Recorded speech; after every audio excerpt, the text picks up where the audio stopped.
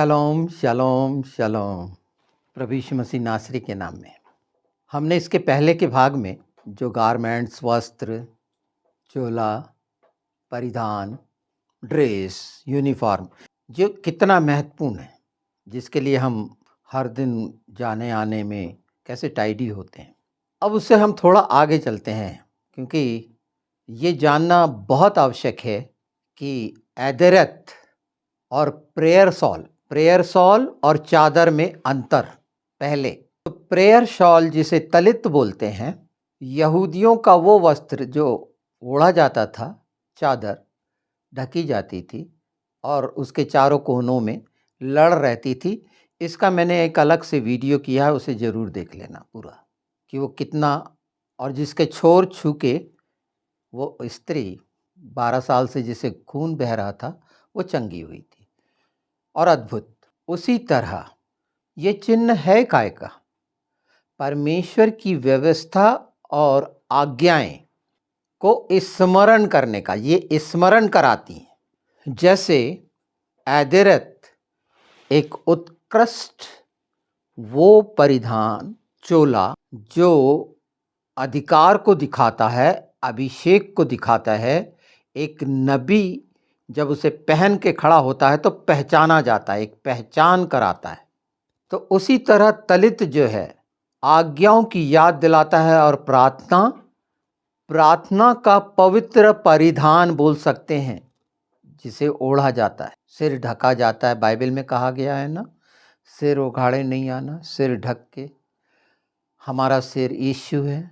दोनों चादर सच में देखा जाए तो चोले हैं, पर काम अलग अलग है। एदिरत नबियों को दिखाता है, उसके अधिकार को, जो सौंपा गया ये वस्त्र नबी को, उसकी बुलाहट को दिखाता है, उसके अधिकार को दिखाता है। जिस खास कार्य और अभिषेक के लिए वो सौंपा गया है उसे दिखाता है। जैसे पहली बार चादर डाली थी एलिया ने एलीशा पे, तो निमंत्रण था, बुलाहट थी, और उसने सब कुछ जला के जैसी आज्ञा थी एलिया के पीछे हो लिया। और दूसरी बार जब चादर उस पर गिरी, वो चोला, तो विरासत मिली, अधिकार मिला, अभिषेक मिला, विरासत में वो सब कुछ। तो एदिरत को नबी के वो साधारण ऊन का कपड़ा ना समझा जाए, उसका आत्मिक परिधान है, अधिकार का। और हम वो कार्यों को देखते हैं, ये वस्त्र के अंतर्गत है, आत्मिक पहचान। ये पहला राजा 19 में, दूसरा राजा दूसरे ही अध्याय से देखेंगे तो तब ये जान जाएंगे। पर मुख्य बात जो आज जानना था, ये चादर, वस्त्र, और उसके नाम क्या है, उसका अर्थ क्या निकलता है, कितना गहरा खूबसूरत। परमेश्वर महिमा और ऐश्वर्य का वस्त्र पहना है ना, उसने प्रकाश को ओढ़ लिया है। तलित के बारे में, वो चादर के बारे में जानना है तो गिनती 15:38 से देख लेना आप। जो वस्त्र एलिया ने पहना था ऊँट के बालों का, कितना खुरदुरा जीवन, और वो चमड़े की पेटी कमर पर जो बंधी थी। ये वस्त्र जो खुरदरा है, संसार की विलासिता को नहीं दिखाता, ये पहचान कराता है अलगाव की, शोभा से, सुविधा से त्याग, अलगाव, विलासिता से अलगाव, खुरदरापन। हमने देखा था ना योना 3:6 में, कि टाट ओढ़ना और उनके वस्त्र, ये खुरदुरे वस्त्र, पश्चाताप का वस्त्र। वस्त्र पहचान कराते हैं कि आत्मिक संघर्ष, शारीरिक संघर्ष करने वालों के देखिए, कंधे से, जो कंधे के जोड़ हैं वहाँ पर कपड़ा कितना घिस जाता है। ये जो मेहनती लोग होते हैं, तो ऊँट के बाल का ये आत्मिक सादगी है, जिसे खुरदरापन बोलते हैं। और वो चमड़े की पेटी दिखाती है आत्मिक अनुशासन। इसी वस्त्र को यूहन्ना बपतिस्मा देने वाले ने पहना था। अब दूसरी ओर देखते हैं, प्रभु यीशु ने जो पहना था बिना जोड़ का, ऊपर से नीचे तक बुना हुआ, जो यूहन्ना 19:23 में पाया जाता है, पवित्रता को दिखाता है, एकता को, जुड़ा हुआ, पूर्णता का प्रतीक है, बांटा नहीं जाता। और बांट भी नहीं सके। जबकि एलिया ने जो वस्त्र पहना था, चोला पहना था, वो एक आत्मिक बुलाहट का था, भविष्यवाणी, नबूवत और आत्मिक बुलाहट। पर प्रभु यीशु का जो वस्त्र था, ये सब ऐदरत हैं, पर वो फर्क जानिए। आत्मिक बुलाहट की पहचान दिया गया अधिकार वस्त्रों के द्वारा, जैसे यूनिफॉर्म होती है, वो बताती है ये क्या है। आर्मी में देखिए, जो मिलिट्री में होते हैं, एयरफोर्स में, नेवी में, अलग अलग जगह, पुलिस, सिला हुआ वस्त्र नहीं पहने थे यीशु ने, बुना हुआ। बांट नहीं सके वो लोग। एक ही कपड़े में बुना हुआ, सोचिए, एक ही कपड़े का अखंडता, कपड़े से तक पहचान सकते हैं। ये भीतरी अंगरखा था, स्लीवलेस, आस्तीन नहीं होती थी, एक पवित्र जीवन का प्रतीक है, कोई दाग नहीं। ये तीन बातें दिखाती हैं, पवित्रता, एकता और पूर्णता। और उसने उद्धार दिया, पूरा पूरा पूर्णता उद्धार में। ये खितौन है, हिब्रू ग्रीक में बोलते हैं इसको, जो स्वभाव और पवित्रता दिखाता, परमेश्वर का स्वभाव पूरा पूरा प्रकट हुआ ना। तो ये जो प्रभु यीशु ने पहने थे अंदर का अंगरखा, ये खैतोनैत है। जो यूसुफ ने पहना था वो खैतोनैत है। याजकों के जो भीतरी वस्त्र हैं उनको भी खैतोनैत कहा गया है। ग्रीक में उसे चितौन बोलेंगे, CHI। हिब्रू में CH खी होता है, खा, खितान, ये चितौन है। तो आदम और हवा ने जो पहना था भीतरी, वो खैतोनैत था, यानी पाप को ढकने का चिन्ह। और ये जो खैतोनैत था, यूसुफ ने जो पहना था, चुने हुए और प्रिय होने का प्रतीक था। याजकों का जो खैतोनैत है वो सेवा का प्रतीक है, सेवा का चिन्ह है। प्रभु यीशु ने जो खैतोनैत पहने थे वो पवित्रता और कलीसिया की एकता का चिन्ह है। एपोद एकदम अलग है, वो यूसुफ के समय में नहीं आया था। याजकी वस्त्र, इन नामों को पहचान लें। हो सकता है कुछ अभी क्योंकि सुने नहीं है, पर धीरे धीरे इनको जान लेंगे तो ये पहचान कराएगी हमारे कि हमने यीशु को कैसे पहना है। जब बोलते हैं तो उसका अर्थ क्या निकलता है। एपोद को भी खैतोनत बोला गया है। अब थोड़ा सा ये भी देख लें रेफरेंस, भजन संहिता 104 उसका 2। हे मेरे प्राण यहोवा को धन्य कह, हे यहोवा मेरे परमेश्वर तू अति महान है, तू वैभव और ऐश्वर्य को ओढ़े हुए है, तू ज्योति को वस्त्र के समान ओढ़े रहता है। यशायाह देख लीजिए 59:17, उसने धर्म को झिलिम की नाई पहन लिया और उद्धार का टोप अपने सिर पर रखा। उसने पलटा, जो वस्त्र है जो पहना है पलटा लेने का, ये आप पढ़ लीजिए। दानियल 7:9 में है, उसके वस्त्र हिम के समान श्वेत थे और उसके सिर के बाल ऊन के समान। पवित्रता और शुद्धता को दर्शाती हैं बातें। वैभव का जो वस्त्र परमेश्वर ने पहना है, उसकी राजसी शोभा को कोई भी जानता है। उसकी महिमा और महत्व को दिखाता है ऐश्वर्य। उसकी पवित्रता और अनंत उपस्थिति को दिखाता है ज्योति का वस्त्र। धर्म और उद्धार का वस्त्र उसके न्याय और उद्धार के स्वरूप को दिखाता है। तो जान लीजिए, एलिया का वस्त्र ऐदरत है, यूसुफ का वस्त्र खैतोनैत है, यीशु का वस्त्र यूसुफ और यीशु का वस्त्र इसे कुतोनैत भी बोल सकते हैं। और परमेश्वर का वस्त्र जो है लेब्यूस हदार विहोद है, जिसे बताया गया भजन संहिता 104:2 में। थोड़ा सा प्रकाशित वाक्य की तरफ चलें। अब प्रकाशित वाक्य 7:13-14 देखिए। तरफ प्राचीनों में से एक ने मुझसे कहा, ये उजले वस्त्र पहने हुए कौन है और कहाँ से आए हैं?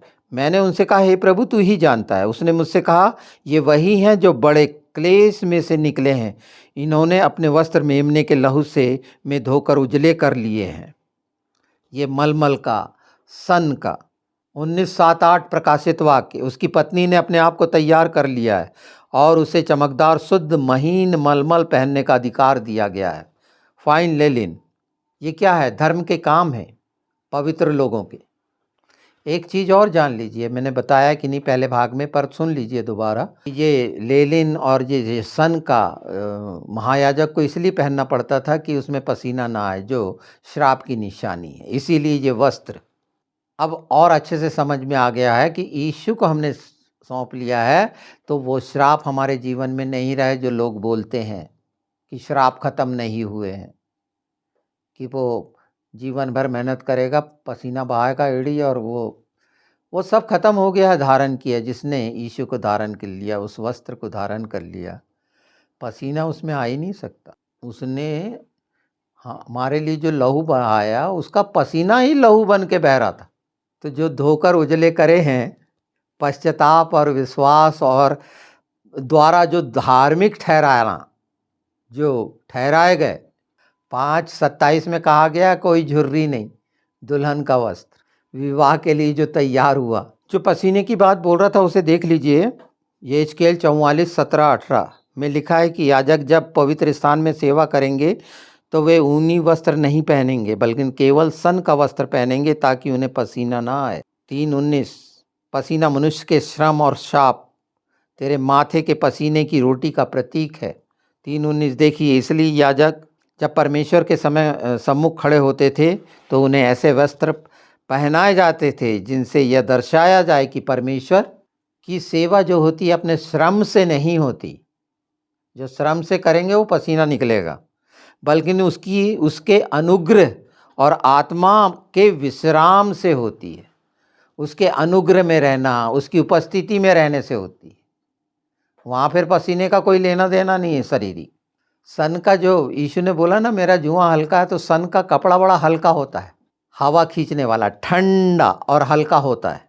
तो इससे समझ लीजिए क्यों जुआ बोला गया, हल्का क्यों बोला गया। ये वस्त्र है, वो भारी बोझ संसार का अलंकृत। लोग पदवी में जो रहते हैं तो बहुत सारा पहने ओढ़े रहते हैं ना, नाना प्रकार का वजन लादे हुए। यहाँ एकदम हल्का, महायाजक का आत्मिक विनम्रता का प्रतीक है ये। प्रकाशित वाक्य 15:6 और 19:14 में स्वर्गदूत और जो संत लोग हैं, प्रभु के नबी लोग हैं, उनके भी चमकदार सन के वस्त्र पहने हुए। स्वर्गीय आत्मिक पहचान ये जानी है। तो जो सन का वस्त्र है वो पवित्रता, परमेश्वर की धार्मिकता, आत्मा में विश्राम, मनुष्य के श्रम से परे अनुग्रह की सेवा का चिन्ह है। तो वचन की ये खूबसूरती, वस्त्र, लिबास, परिधान, ये हम जान रहे हैं और उसके आत्मिक महत्व को साथ साथ पहचान रहे हैं। यशायाह 61:10 उसने मुझे उद्धार का वस्त्र पहनाया और धार्मिकता की चादर उड़ाई। मसीह में हमारी नई पहचान है, पाप से मुक्त हुए हैं, उसकी धार्मिकता में धार्मिक ठहराए गए, महिमा के योग्य हुए करने के। जकरिया 3 में यहोशू का वस्त्र उतराया गया था ना, वो पाप का वस्त्र, गंदा वस्त्र।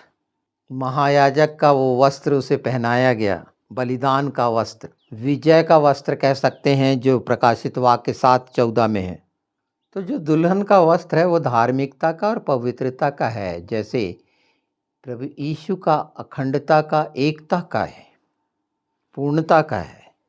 यूसुफ का जो वस्त्र रखा गया वो चुने जाने का, अनुग्रह का। महायाजकी जो वस्त्र है वो पवित्रता और मध्यस्थता का है। तो ये चोला महानता का आवरण है, उत्कृष्ट, बहुमूल्य।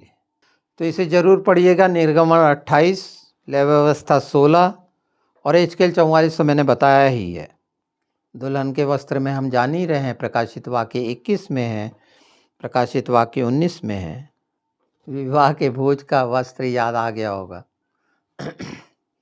जो मत्ती 22 में हमने जाना था। गलातियों 3, मत्ती 22, मसीह को पहन लेना। रूपांतरण जब मसीह का हुआ था तो पहचाने ना क्या हो गया था, कैसे उज्जवल हो गए थे। बस यही तो है। तो जो पहना हुआ है, धारण किया हुआ है, कुलुसियों में 3:12 में दया, करुणा, नम्रता, धीरज और प्रेम को पहनो। इफिसियों 2:24 नए मनुष्य को पहन लो।